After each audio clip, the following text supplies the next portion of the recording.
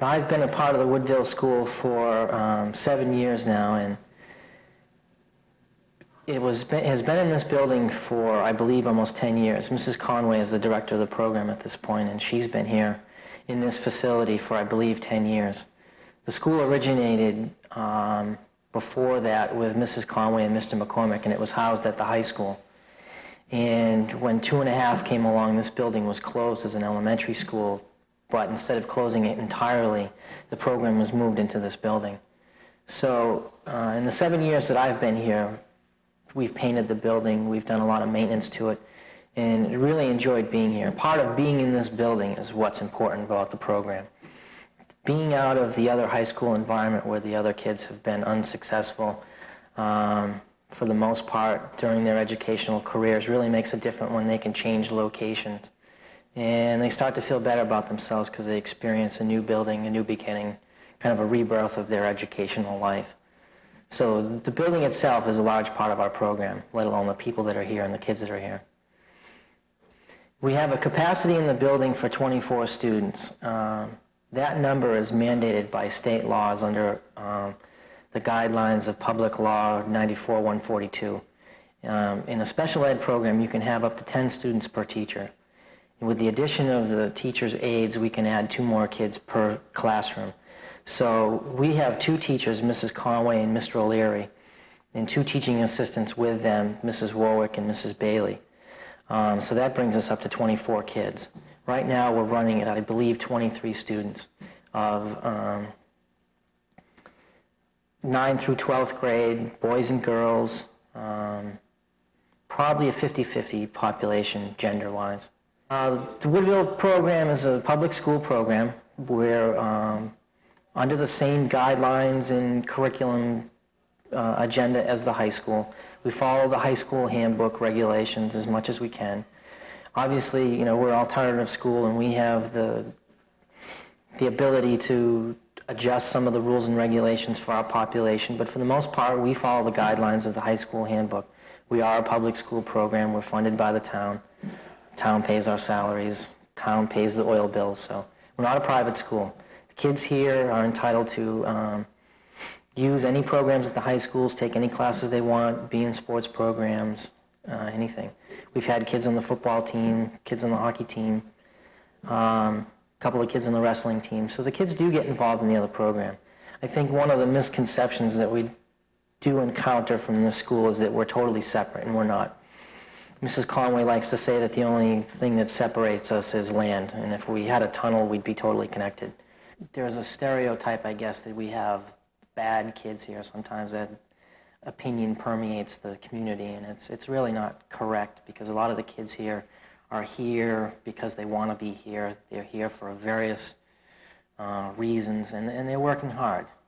Our curriculum resembles the curriculum at the high school, but we make adjustments to make it valuable to the kids. We read books in English that they want to read or that we've selected together. It's a real cooperative learning environment. A lot of the kids choose to be here, and they know that they've got some things that they need to build upon again so that they can go back. But I like to call us a recovery program to some degree. You know, kids have kind of found a stumbling block or a wall in their education, and they need a little help getting over it or getting back up again, and that's what we're here for. So academically, we're no Harvard, but emotionally, we're the best thing going for a lot of these kids, and they'll tell you that.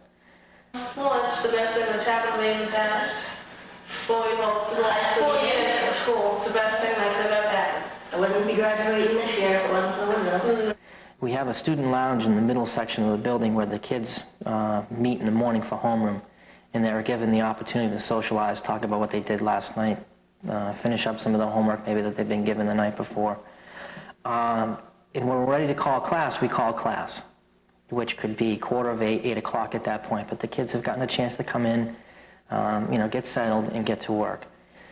As far as the classrooms go, we have what we call Class 1 and Class 2, and either Mr. O'Leary or Mrs. Conway will call us saying, you know, I'd like to start with Class 1 today, and that's what we do, because what he had done the day before is something he needs to finish up on the next day. With the no-bell system, it's comforting to know that when you stop and start something, you have the opportunity to finish it. If we're talking about a particularly interesting issue to one of these kids or all the kids in the classroom, nothing says that you can't continue developing that conversation and just keep rolling with it. If you get onto something that's exciting, you really don't want it to end because a bell is rung. So if Mrs. Conway, on the other hand, is done through her lesson and she's gotten the kids where she wants them to go, she'll release the kids into the lounge and they'll go in there and read the newspapers or the magazines that we've ordered and work on things in there on their own pace and at their own leisure while things are finishing up in here. I think the most defeating thing to kids a lot of times is to get into a conversation in the classroom and have a bell cut it short and say, hey, wait a minute, you know, I'm just on the edge of understanding this, or I'm just about grasping this, or I want to ask you a question about this, and you say, hey, you got 4 minutes to get to your next class, see you later. I mean, that can really defeat a kid's interest in something right away. So we don't buy into that. Sometimes we do a lot of team teaching. We just finished a segment not too long ago that we focused on music. I ran a class in my group counseling component where the kids brought in pieces of music. And we listened to them. They wrote out the lyrics. We exchanged them with the other kids in the class. We talked about what it meant to them personally, what it was trying to say socially in their eyes. And the kids kind of debated about the issues that were incorporated in those songs. Mrs. Conway in her English class introduced a segment on music as well, and they researched different types of music and wrote term papers on jazz, you know, the blues, rock and roll, disco. They used the library. They went over there and used the materials and looked up different things, different people who were famous in music. Mr. O'Leary in his science class did stuff on how the ear works and how vibrations make sound. And we really tried to wrap it all together to make it a common subject and keep the curriculum flowing along so the kids really tapped into one thing and had an interest all the way along. In math, we talked about if we were to go on a concert tour, what it would cost, what the overhead was, what it cost to run that, the price of tickets, taxes, all the other encumbered costs that go along with that as far as travel and hiring people. And the kids got into mapping out what that's all about. When you talk about a gold record, what kind of money are they making, who are they paying from all that stuff. So it really has meaning to them on a real person-to-person level. You don't talk about 1 + 1. You talk about one gold record equals this, and it means something. It carries over from there into their world. So that's kind of what a typical day would go like.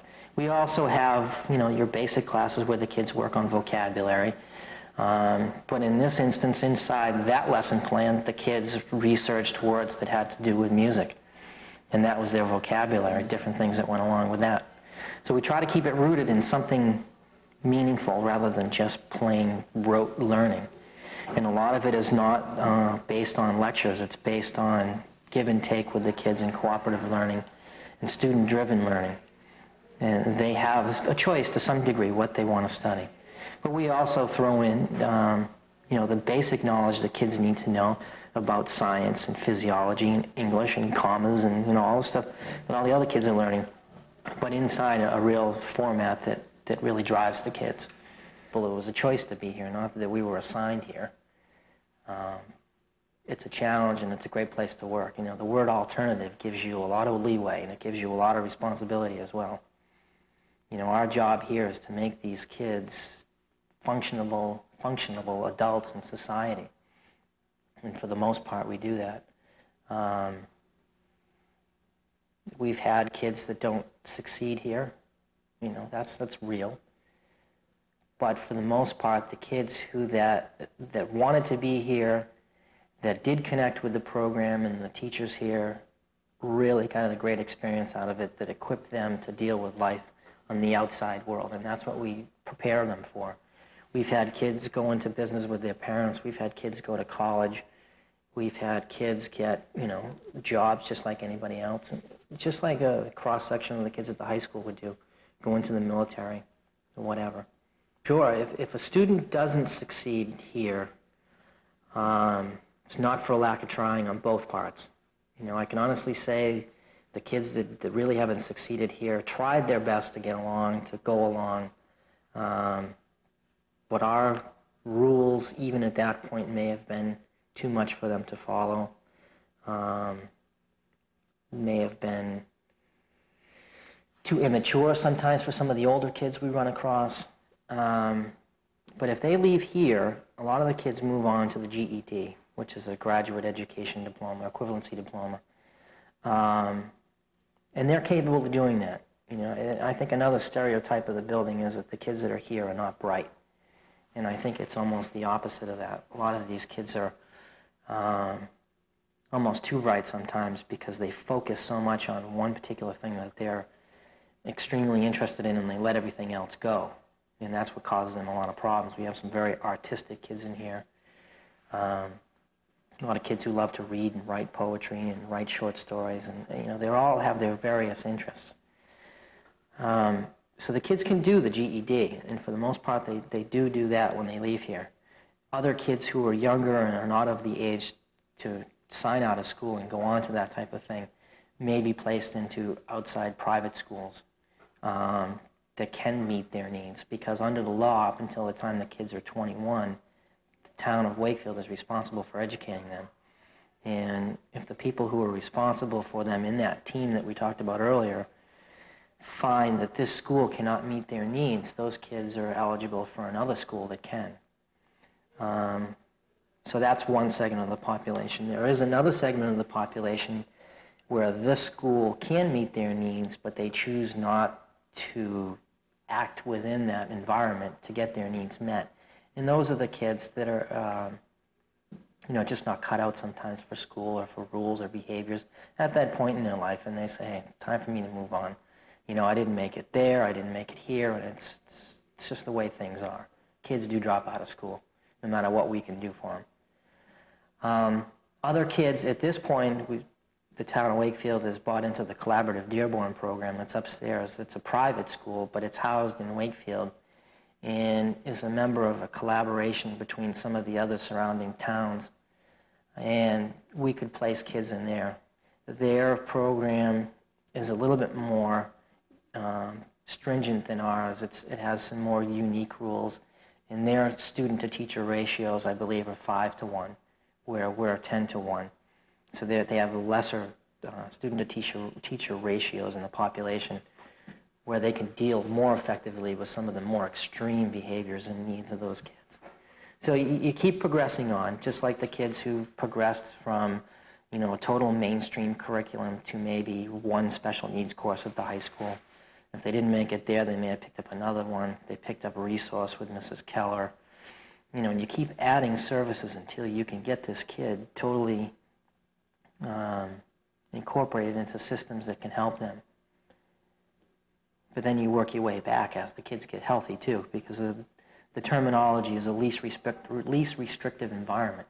And that is basically our goal here, is to make our regulations less restrictive